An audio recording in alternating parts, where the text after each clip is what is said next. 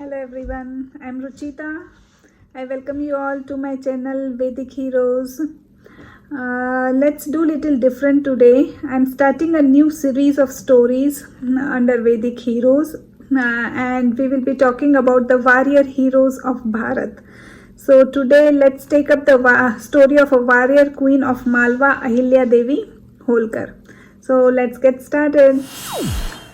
Ahilyabai was born in Jamkhed, Maharashtra, near Pune. She belonged to a shepherd community. Back in those days, girls were not sent to school, but Ahilyabai's father taught her to read, write, and she was very lucky to get a chance to study at home. She was very outspoken and very curious child since childhood. Let's see the journey of Ahilyabai from poor family to the royal Holkar family. During her time, Maratha kingdom was spread across Bharat and Peshwas from Pune were in charge of kingdom. They divided their territories into separate provinces. Each province was governed by Subedar who had full authority over their province. Malhar Rao Holkar was a Subedar of Indore region. Once, while travelling to the Pune to meet the Peshwas, Malhar Rao stopped near the Jamkhed area. Near the area, when he stopped, he saw an 8-year-old girl named Ahilya in the temple. Ahilya was feeding and taking care of poor and hungry people with great affection. She had a great love for animals and a lot of humanity was reflected in all her deeds. Malhar Rao got impressed and attracted towards her. Looking at the girl's strong character, he decided to go to her parents and ask her hand for the marriage of his son Khande Rao Holkar. Her parents agreed and Ahilyabai got married at a tender age of 8 years in 1733. In the year 1745, she gave birth to her son Male Rao, and in 1748, she gave birth to a daughter named Muktabai.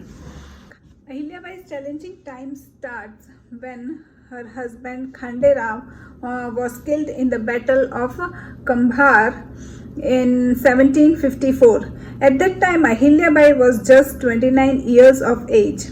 During those time, there was a tradition of becoming Sati. Ahilyabai was preparing to commit Sati when she was stopped by her father-in-law. Malhar Rao Holkar said that he need Ahilya to help and serve people of Malwa kingdom.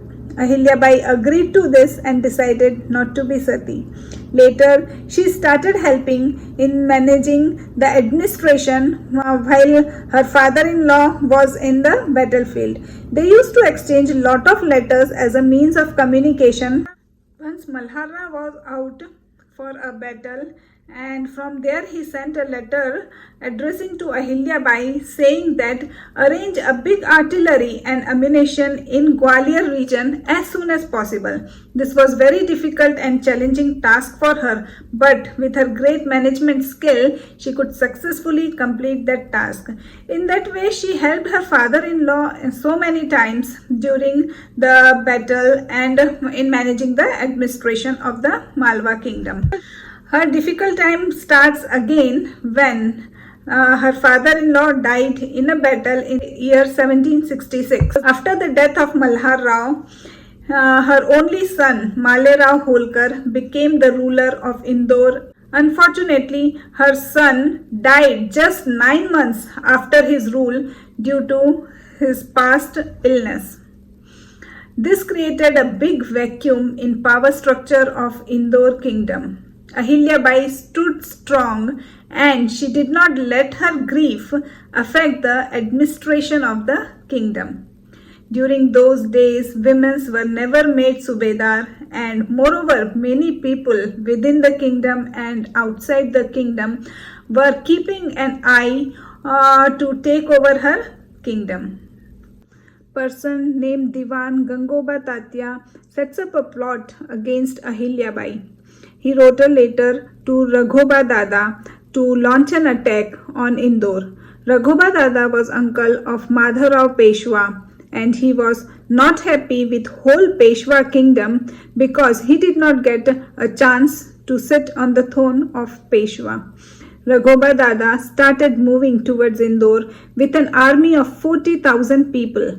Ahilyabai was very clever, so she had her spies all around the area to keep an eye and who keep her updated on the secret information. One spy brought information that Raghuba Dada is moving with her army of 40,000 people towards Indore. Ahilyabai started preparing a women's army. She also wrote a very strong letter to Raghuba Dada, and the letter says that don't you dare to attack Indore, because even if you win, no one will respect you, as you will win against a women's army. And if you lose, your life will be destroyed. Ahilyabai prepares her army and starts moving in the direction of Raghuba Dada to stop him. There were many people in her route who came out in big number and supported her for her bravery and kindness. All this made Raghuba Dada go back without war. Just in 1 year of her rule, one saw that the Holkar queen protected her kingdom, fighting off invaders, and did so many great things. She moved her kingdom to Maheshwar, which is situated on the bank of river Narmada. She wasn't only brave ruler, but she was also a great politician and visionary. During this time, the Britishers also tried to enter Bharat. She knew that this was the time when all should come together to stop Britishers from entering into the Bharat. So she writes a letter. A letter to Peshwa saying that everyone should come together to stop Britishers. She did not stop there. She also employed the Scottish soldiers in her army who could teach the tricks to her army. The rule of Ahilyabai lasted for 30 years, and Indore prospered from a tiny village to a big city. She was famous for having built numerous forts and roads in Malwa region, sponsoring festivals and donations to many Hindu temples. Even outside of kingdom, her philanthropy reflected in the construction of dozens of temples, ghats, wells, rest houses stretching from north to the south of Bharat. There are about 151 big and small temples she constructed throughout her lifetime. Her capital at Maheshwar was center of literary, musical, artistic and industrial achievement. Ahilyabai died on 13th August 1795 at the age of 70 years. Ahilyabai's rule is remembered as a golden age in Indore's history. There are a lot of recognition in the name of Punya Shlok Ahilyabai Holkar. In the year 1996, an award was named after her to be bestowed annually to an outstanding public speaker. Indore's domestic airport is named after her, and so are the universities of Indore and Solapur. A stamp was also issued in her honor on 25th August 1996. So, this is all about Ahilyabai Holkar. I hope you like the stories. Please leave your comments in the comment section below. And do not forget to like, share and subscribe to my channel. Thank you everyone. Bye bye.